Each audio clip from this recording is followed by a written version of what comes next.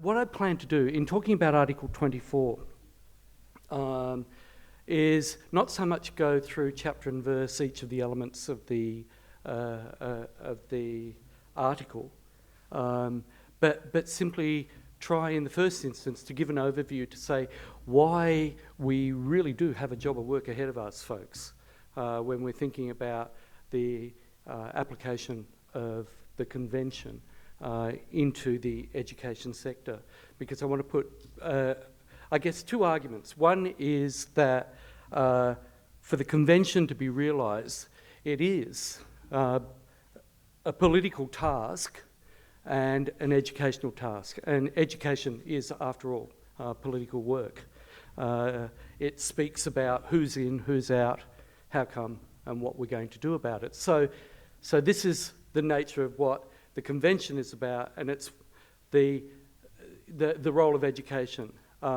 Because I want also to put an argument that realising the Convention and within it Article 24 is not a case of the extension of special education, but changing the culture of education as we know it. I think there are some very worrying trends in schooling and education internationally. And I want to start off by talking about those. Then I'll say a couple of things about the Convention. Then I want to talk about a report that came out in Victoria and some of the findings within that, and then I will leave you alone. Okay? I want to start off, as I so frequently do, with a message from Alain Touraine, a French social theorist who wrote a book way back now in 2000, which was entitled Can We Live Together? And in that book he talks about a number of things, but he says if we are going to realise the goal of living together, then education is the vehicle for the achievement of that. But it has to be a kind of education that embraces democracy, and it becomes an apprenticeship in democracy for all members of society so that they can be represented. The other lovely thing in that book is he says that the spirit of a society is best or most accurately represented in its juridical and its educational systems. So what our legal system looks like and what our education system looks like gives you a reading, if you like, of the spirit of a society. And our spirit level isn't real flash at the moment when you start to look at those. Certainly we have progress in terms of law, we have disability discrimination acts, but even within that, we know, for example, there are exemptions. The Immigration Department in Australia is exempted from that legislation, which means if you want to, I'm just trying to think who would want to immigrate to Australia, but there are, believe me, there are people who have done that and who perhaps might be contemplating that. But if you're disabled and you want to contemplate that, you can be discriminated against on that basis, and it is legal. So how's that for a measure? I'm keeping up the theme of measurement because in terms of what goes on in our schools, and I've read about this in your press very recently, I'll come back to that, measurement is extremely important. So we see that in terms of league tables and schools competing against each other on international standardised tests and so forth. And if we look at what's measured, we see that it's a very, very narrow range of measures that are employed. And it seems to me that if we want an education to build the kind of society that the Convention is speaking about, well, some other indicators have to get into the field of measurement. You know, and I'd put up all of those kinds of principles that Patricia was showing us just before. Do we measure integrity and grace and respect and democratic participation and representation and so on within our schools? Or if we do, where does it lie in measurement? At the moment, the kinds of measures we do enshrines what I think is the foundational principle of education as we look across different school jurisdictions, and that is competitive individualism. And competitive individualism has some pretty deleterious, pretty negative impacts. Students are reduced to being the bearers of results, and when we start to do that, we start to differentiate our student population even more dramatically and negatively. And we see that in the international kinds of measurement programs, and from that in our country where we have through NAPLAN and through my school the comparison of schools one against the other in very crude ways without acknowledgement of difference in resource levels, and so it goes. In England you see the published tables of results. Now, under that kind of regime, a number of things happen. Schools start to become very choosy about who's in. I don't know. Are people in New Zealand familiar with Professor Cooper, Tommy Cooper? Does anyone know of Tommy Cooper? Okay, Tommy Cooper, a wonderful British comedian. I take any opportunity I have, whether it's relevant or not, to tell his story about statistics. Tommy said that according to demographic reports, 1 in every 5 people in the world is Chinese. He has 4 brothers and sisters. Therefore, one of them should be Chinese. It might be my oldest sister, Loretta. It might be my older brother, Colin, says Tommy. It could be my younger brother, Stanley, or it could be Wei Ming, my younger sister. I think it's Colin. It's just wonderful. Now, there are different scenarios, different kinds of reactions that come from this competitive individualism and the pitting of schools each against the other and the selection of student populations. One of them that's been well documented in the United States is where students start to get into enhancers in order to improve their performance on tests and so on. And there's a wonderful book by Nicholas Rose called The Politics of Life Itself, where we start to see that as it sheets back into the Genome Project and so on. The other thing, I don't know whether people are familiar with the Galvanic Skin Response Bracelet. Have people heard of this? Bill Gates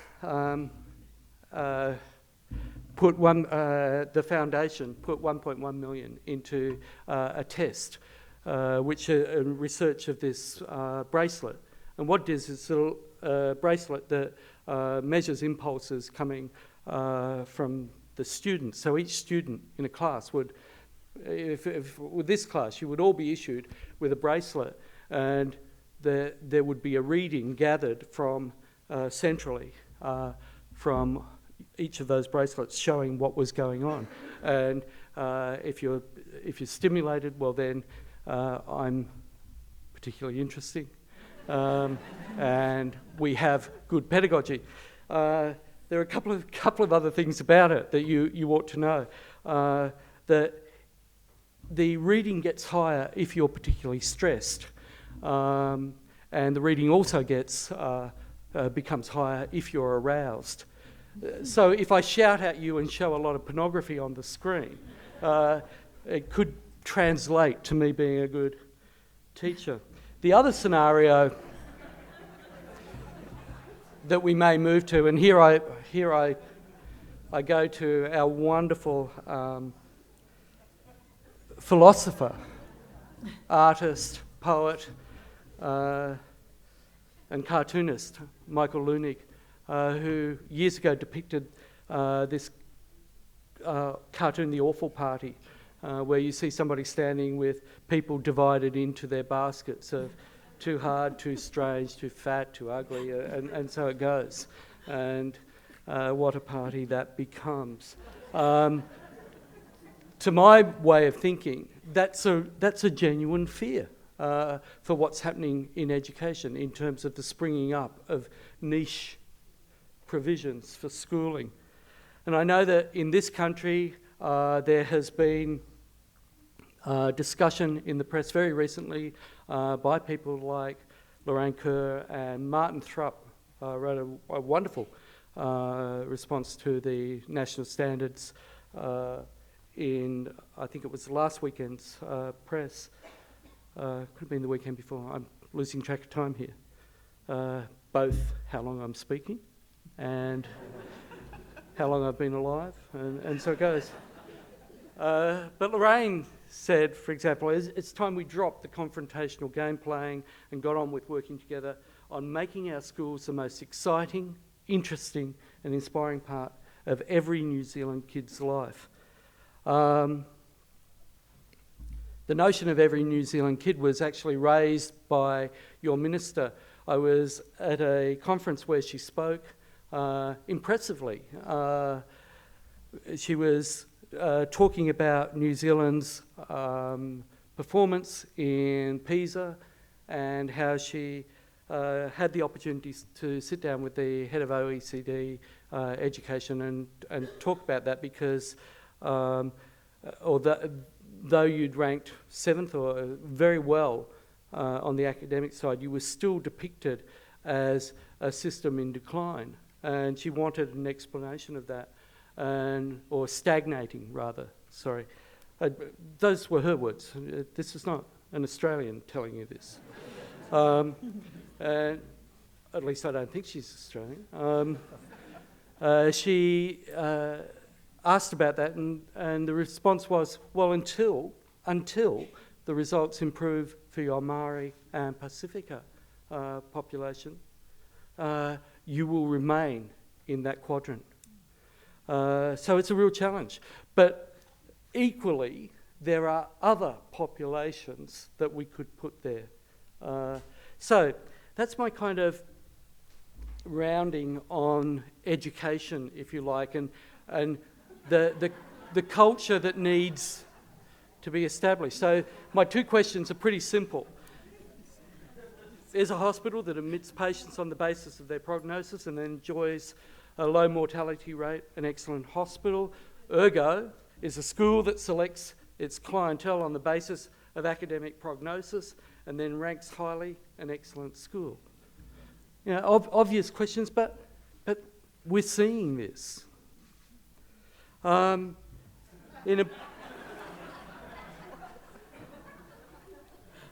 It's an old photo.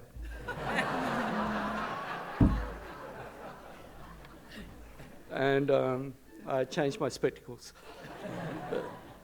But we all have our vanities. But I do have to change this, given Clint's recent endorsement of MIT. So, in some work I did on what I call the Irregular School, I was really trying to develop notions around the way in which we build collective indifference. Now, let me just do this like Patricia by sharing a story. And for those of you who've heard that, it's time to have a rest. You won't be the first to have slept through an address of mine. I woke up once during one. It's quite frightening, really.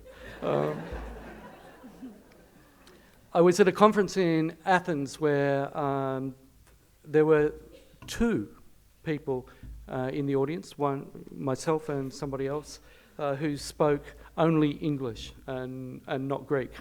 And they had set up a booth with translators, interpreters for us, which I thought was, a wonderful example and gesture of inclusion. At that conference, a father got up and he spoke about his son. The father was a leader of one of the advocacy organisations, an equivalent of IHC in Greece. And he said, what he was talking about, reminded me of the WBAs. He was saying, every morning, my son, he sets off to school with his hopes and his dreams in his satchel. And every day he comes home and his satchel is empty. His hopes and his dreams have been scattered in the dust. Now, I'm listening to this on headphones. During listening to it, the voice of the translator changed, and I looked over to the booth, and the first translator, who I'd heard breaking down in talking about this, left in tears, and the other person took over. When I was writing about this story for the book, I thought, this is an important story. The lesson from the father is extremely important. And I started to write it in that way. And then I thought, whoa, hold on. You've actually got the angle of this wrong, Roger. The real lesson is from the translator. Because I was in a room full of people from schools, from education settings, and the educators weren't crying. It was somebody from outside who heard of this and was moved. And that's something about what I'm trying to say, is that in this system, we are taken into a kind of collective indifference. And that happens because exclusion has been around for a long time. It's everywhere, so that's its ubiquity, and it's been there for a long time. That's the antiquity. So we don't recognise it, or if we do, we're unmoved. And that's the kind of culture we've got to change. We talk about ours being an inclusive world, about inclusive schools, but as Zygmunt Bauman says, we actually live in a climate of ambient fear. Rather than multiculturalism, rather than inclusiveness, we could talk about the way in which our societies are at the moment as being mixophobic, that we suffer from mixophobia. And if you've heard anything of the debates around asylum seekers in Australia, you'll see how true that is. Now, in terms of I want to say a couple of things about the convention pretty quickly. And that is that it's really important when education civil servants, when education leaders, when teachers, when school communities get hold of the convention, that they simply don't go to Article 24 and start to tick off to make sure that they have IEPs, to make sure that there are different kinds of resources in place. They actually need to read the convention and think about what it's saying about cultural change and how the convention can actually be a pivotal point, provide leadership for doing something about the cultural problems I've been discussing so far in education. So it really is about thinking about the nature of disablement and the contribution of our institutions to disablement. It's about we need to look through the definitions and understand what we mean by universal design rather than simply adapting the curriculum. We need to think carefully about the obligations that they extend to research and training. So I worry, having been involved in education with the framing of the disability standards in Australia that took so long to do, that we will do a piecemeal job.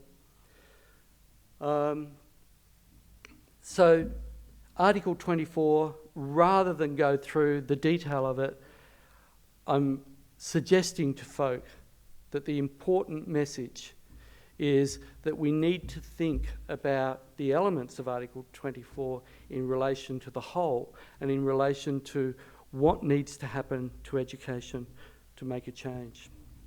Finally, I say that to help build a sense of relief.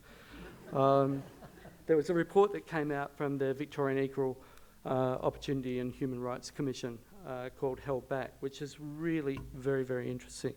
26% of people with disabilities don't go beyond year 10, compared with 18% of those without disabilities. 45% live in poverty, 2.5 times the rate of those without disabilities. Some of the findings are really interesting. And here, you know, there were 1,500 people surveyed, 883 teachers, 617 parents and carers, 60 students. 53% of parents reported that their child was not able to fully participate in education. However, educators and students with disabilities took a more positive view. 72% of educators said that students with disabilities could fully participate, while 68% of students reported full participation. There's a mismatch here, and it needs to be looked at more carefully. When parents asked for adjustments to be made to facilitate their child's participation, 32% said the adjustment was made in full, 58% said adjustments were partially made, and 10% said necessary adjustments were not made at all. And so it goes, indictment after indictment. Bullying is significant and a widespread problem for students with disabilities, with 6 out of 10 reporting they have been bullied because of their disability. And 52 parents reported part-time schooling for their children, and so it goes on. It's a report that is worth reading in terms of what it says about the job we have to do.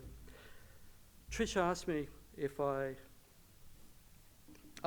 other point I want to make about education in relation to the convention, if you look at Article 8 that talks about awareness raising, education both has to become representative and inclusive, but it has to provide leadership in reconstructing our view of what that means. So a question, how do we, as a community of interest, influence our neighbourhood schools and the wider New Zealand polity or community to ensure that schools embrace the spirit and practice of the United Nations Convention? That's really the question.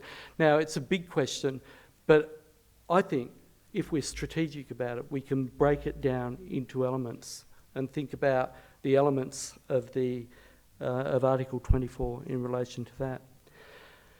And if you think that that's too big a challenge, let's return to Australia, as I know you would like to do. I've been aware that the New Zealand people, as a group, generally look to Australia for leadership, and nowhere more so than to our political leaders.